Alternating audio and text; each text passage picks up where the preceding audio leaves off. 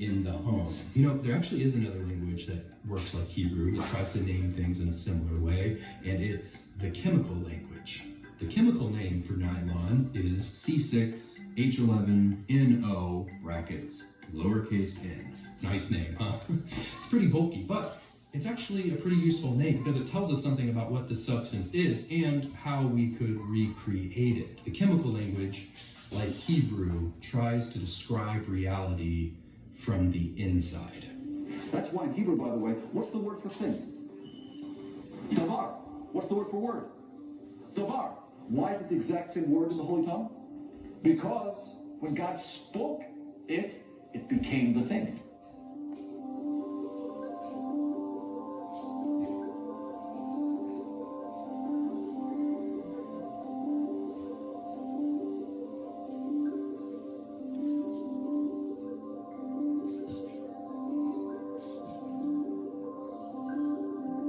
Did you know that there's a word in the very first verse of the Bible that hasn't been translated into English? I'm serious. Genesis 1:1. Bereshit, in the beginning, bara, created, Elohim, God.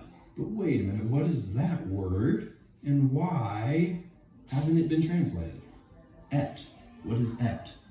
Well, if we take a closer look at this word, it's two letters. We have an aleph, which is the first letter of the alphabet, and a tav, which is the last.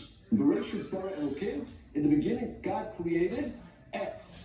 He created the aleph through tav. That was the first creation. The creation of the aleph bet, of the alphabet. So now this is a very interesting premise, because it means that if we know the meaning of the alphabet, we can know reality. Even if I didn't know the alphabet, but I knew reality, I knew what something meant, I knew what a chair is, I know what a table is, I would come up with the language myself. That's how specific it is, that's how exact it is. We already saw how those letters for gift and seeds spell the word for garden, gan. Now, if we add an aleph to the beginning of this word, this changes the word from garden to pelvis. One more. If we change the last letter to a mem, which signifies water, we get God's gift of water, agam. What do you think this word means? You might have guessed it. It's the word for lake. I won't say this is an exact rule for every Hebrew word, but it does exist at least as a poetic ideal of the language, that you should be able to look at the letters of a word and tell what it means. Here's a list of all 22 letters and the ideas that they represent. And the ideal is that with these 22 blocks, you should be able to create the right name for any concept. Now, there's a lot more to the story of the word et, because it doesn't just exist in Genesis 1:1. It actually appears over 11,000 times throughout the Bible, and it's never ever translated. But many Torah scholars say that the first time that it appears in the Bible, it means literally God created the alphabet. And this seems like a pretty compelling theory, given that the very next thing God proceeds to do is form reality by speaking the names of things. And then he gives our species a name, and then our first job is to name the other creatures. I had always wondered why the Bible seems to be so obsessed with names, and it may be because in the very first verse, we completely ignored the meaning of a word.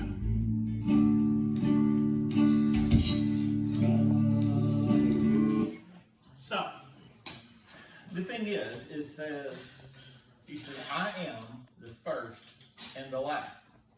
That et was the aleph and the tav. So in the beginning, I love how they use the illustration of the aleph, the et. In other words, that's what they created.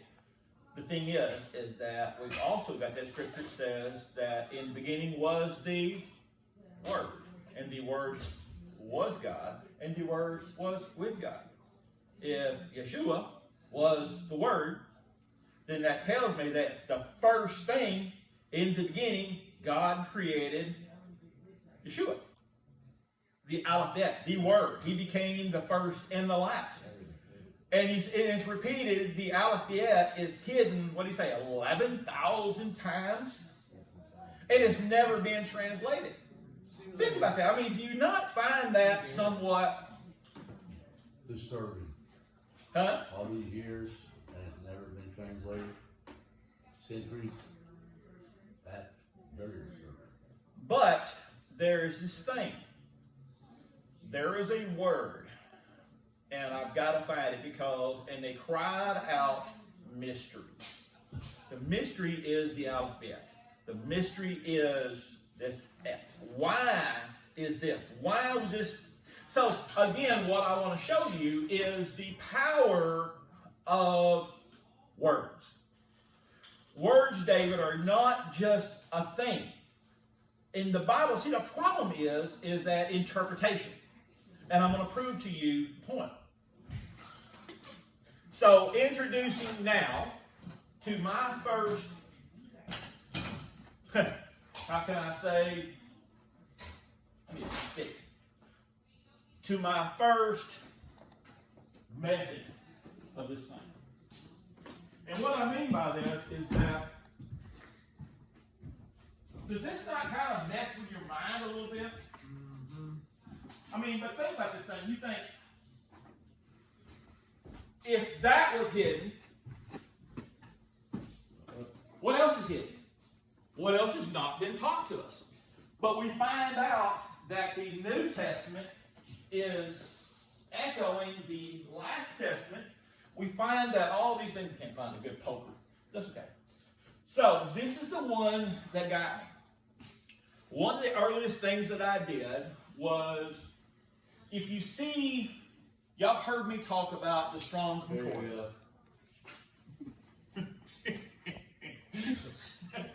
I love it. The Strong Concordance. You see, Yeah, the H and the love letters. This is from the eSword app. I like the eSword app, but I don't like the eSword app. And I'll tell you why. So we find out that tree, butt of the tree, we've got tree means H4480 and H6086. Tree is apparently a root of two. It's a combination of two words. Okay? I can accept that. I can accept that is a combination of two words.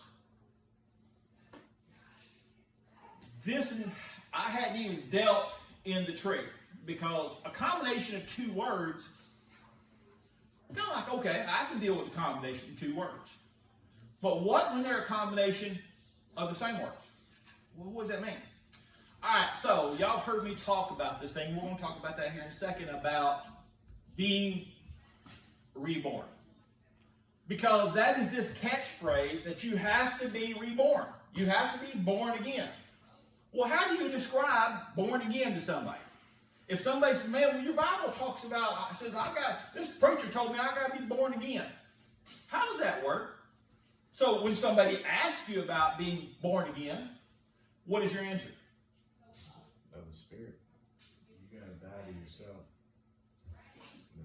But the problem is, that's an interpretation. That is a theory. Because how can you back that up? Can't really, can you? It's kind of hard, isn't it? When somebody asks you a pointed question, it's like, well, I go back to, again, the thing. Well, y'all don't really teach his name, stuff like that. Well, yeah. Because, again, his name wasn't Jesus.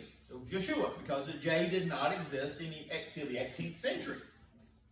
Once you can answer intelligently, now what happens to you? You know. You know. This is what led me to my first eye-opening.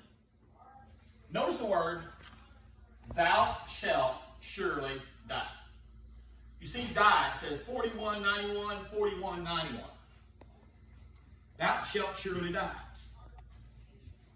If you eat of this tree, thou shalt surely die. But what was this conversation? Remember, he said, that ain't what God said.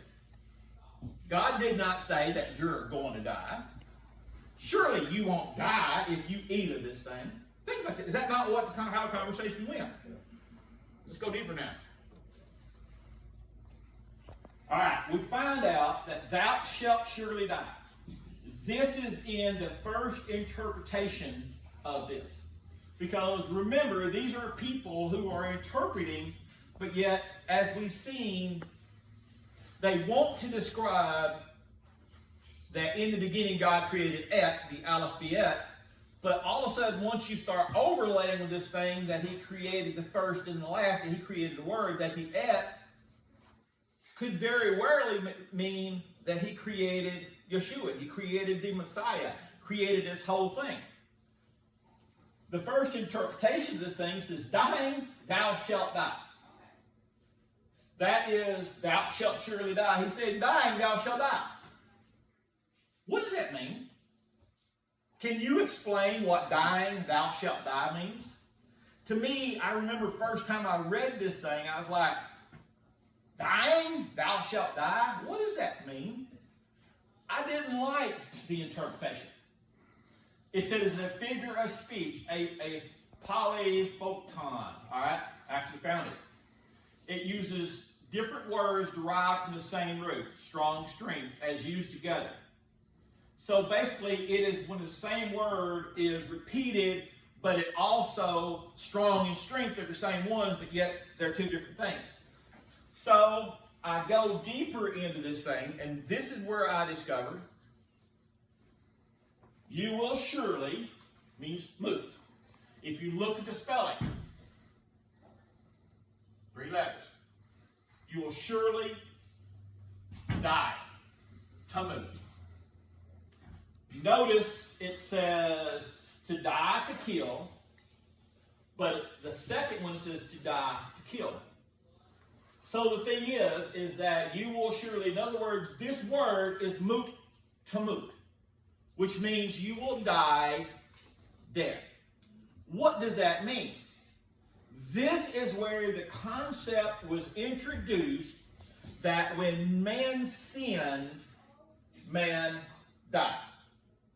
Man was dead spiritually at sin. Because when Adam was created, because of death, it means to be what? Absent from the Father. So now what we find out is that when Yeshua says you have to be born again, he was telling him, you're spiritually dead. Because at the original introduction of the original sin, you died, man died the spiritual death. Man lost the connection to God. Does that make sense?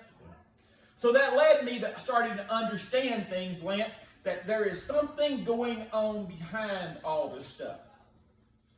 If we find out something, if we look at the word, tamut means something else. And it was really amazing because the only thing different between these two words is what? That letter right there. Tav. The Tav is the final one. It's the final word. It's the final letter. It means final. It means mark. I love the sign where it says that it means mark. Remember, when man was expelled from the garden, Cain was saying, hey, what if, somebody sees me out there? God said, I will put what upon you? I will put a mark upon you. So that death created a mark. But it also introduced the sign of covenant, which is interesting because we have talked about this thing and I have never seen this. Now, you've seen it a while ago in the video, but we didn't catch it. I didn't catch it until I seen it because I started doing the research this morning of trying to get a better depth of Tav. What is the final word? What is the final thing? What does that mean? What does it seal? It seals it. What is the sign? Because if the final letter, Tav, represents covenant, which is the seal, which was God's mark upon it, that this was the fulfillment. He says, I didn't come to what? I didn't come to do away with the law. I came to what? Fulfill it. Fulfill it is Tav. It means it has fulfilled it. It has completed it. Y'all follow me? So then, when we take a sign, and one of the great things I've been trying to talk to you guys about was understanding the power of a symbol and correctly interpreting a symbol. Because as we've noticed, now we understand nylon is a derivative of two letters because they had two offices. One in New York, one in London. So they just put the two offices together. Now that you see nylon, you will always know that nylon meant New York and London together. That's how they created that word. If the cross wasn't a cross, then how is this cross a symbol of the completion? All right. When we talk about Moth, it has Mem, Vav, and a Tav. But